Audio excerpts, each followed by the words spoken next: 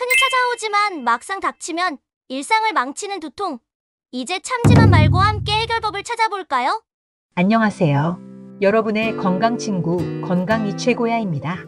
하루 멀쩡히 시작했는데 갑자기 머리가 띵! 컨디션이 나빠지면 두통부터 오는 분들 많으시죠? 진통제를 먹어도 잠시뿐이고 잘못하면 하루를 통째로 날리기도 합니다.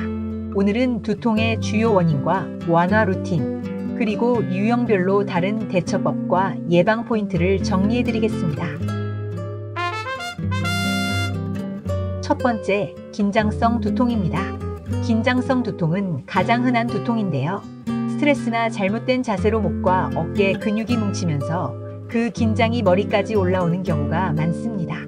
머리를 띠처럼 조이는 느낌이나 목이 뻐근하고 무거운 느낌이 대표적입니다.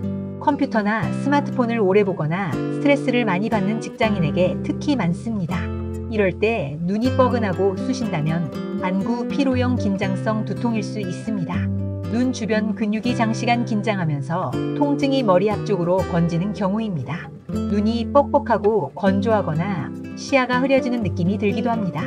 이럴 땐 잠깐 눈을 감고 멀리 초점을 두거나 따뜻한 수건으로 눈 위를 덮어 피로를 풀어주는 것이 좋습니다. 완화법은 근육 풀기가 핵심입니다. 따뜻한 찜질이나 온찜질팩으로 목 뒤를 데워주면 근육이 이완되면서 통증이 서서히 줄어듭니다.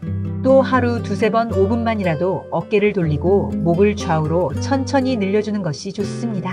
가장 좋은 예방법은 바로 자세 바로잡기입니다. 두통이 왔을 때 진통제로 빨리 해결하시는 분들 많으실 텐데요.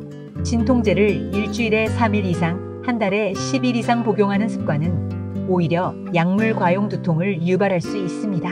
진통제를 너무 자주 복용하고 있다면 반드시 전문가와 상의하여 근본적인 치료 방법을 찾아야 합니다. 긴장성 두통 중에는 경추성 두통이라고 불리는 형태도 있습니다. 목뼈나 목 근육이 뭉치거나 틀어져서 그 자극이 머리 쪽 신경으로 전달되는 두통입니다. 주로 목 뒤나 후두부에서 시작해 관자놀이까지 퍼지는 통증이 특징이고, 고개를 돌릴 때 통증이 심해지거나 어깨 뻐근함, 팔 저림이 함께 나타나기도 합니다. 이럴 땐 온찜질과 자세 교정 그리고 목 스트레칭이 가장 중요합니다. 너무 높은 베개는 피하고 화면은 눈높이에 맞춰 거북목이 되지 않게 해야 합니다. 경추의 긴장이 풀리면 두통도 훨씬 가벼워집니다.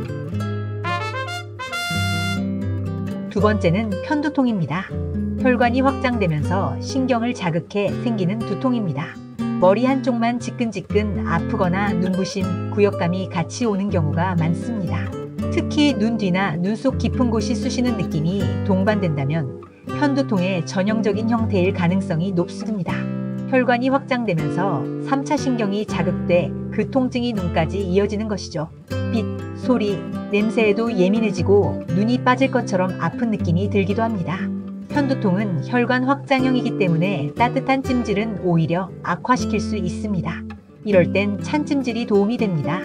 얼음팩을 수건에 감싸서 관자놀이나 눈 위를 가볍게 눌러주면 혈관이 수축하면서 통증이 완화됩니다. 또 어두운 곳에서 조용히 휴식하고 수분을 충분히 섭취하는 것도 중요합니다.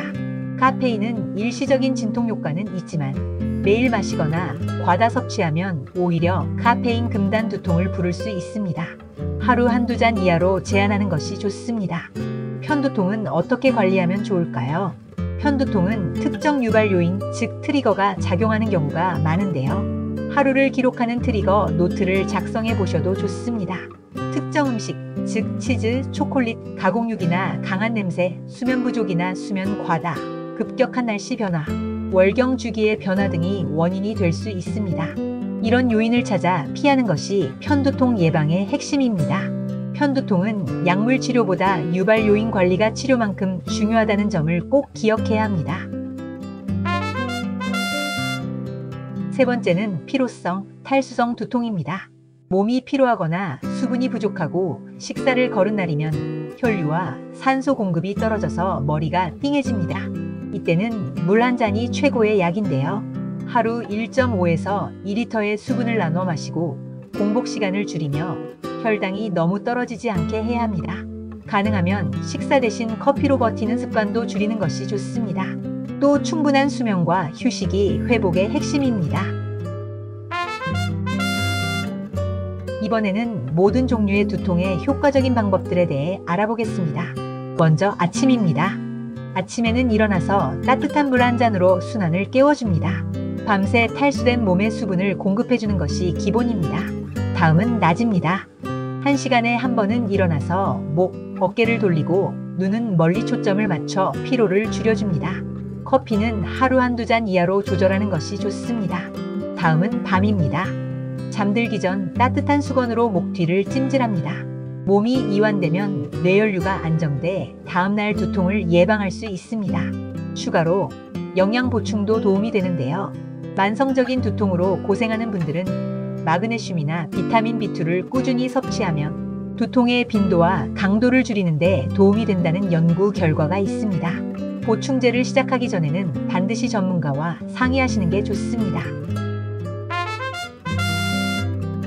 그리고 꼭 기억하셔야 할 내용인데요. 이제 말씀드릴 두통들은 반드시 병원 진료가 필요합니다.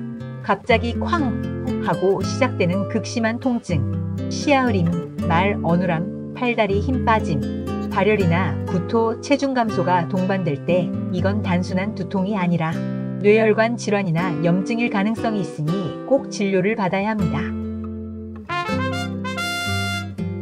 두통은 단순히 머리의 문제가 아니라 몸 전체가 지금 쉬어달라는 신호입니다. 따뜻한 물 한 잔, 바른 자세, 충분한 수면 이 세 가지만 꾸준히 지켜도 두통의 빈도와 강도는 확실히 달라집니다. 요약하자면 긴장성 두통은 눈앞이 뻐근하고 양쪽이 아플 때 따뜻한 찜질, 편두통은 눈 뒤가 욱신거리거나 한쪽만 아플 때 찬 찜질, 경추성 두통은 목을 움직일 때, 후두부가 아플 때 자세 교정 스트레칭, 피로성 두통은 탈수나 혈당 저하로 띵할 때 물과 휴식이 답입니다. 잘 기억하셔서 두통이 올 때 활용하셨으면 좋겠습니다.